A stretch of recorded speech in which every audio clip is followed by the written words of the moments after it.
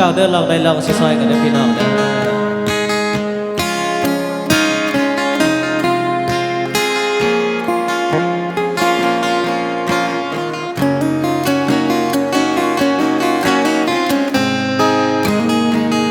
ไม่เคยบอ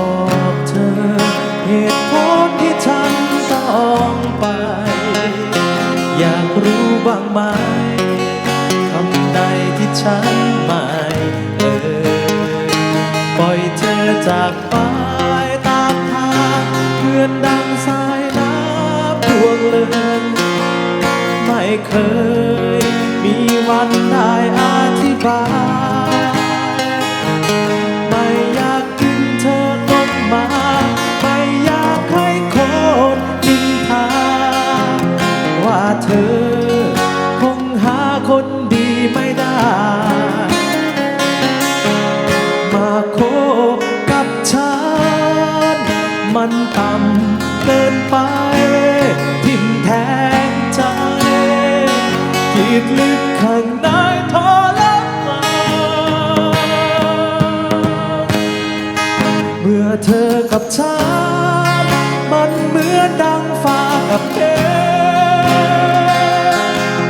หากรักกันก็คงจะไปไม่ไกลไม่อยากให้เธอต้องลำบากเกินไปที่ยอมตัดใจไม่ใช่ฉันไม่รักเธอ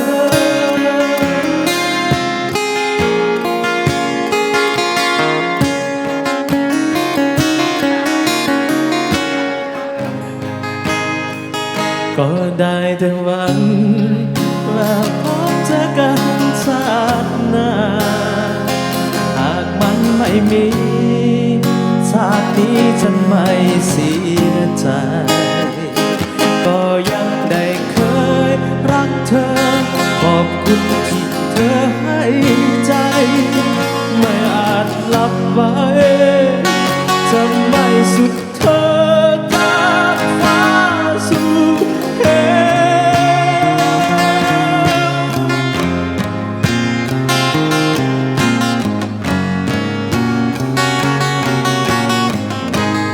ว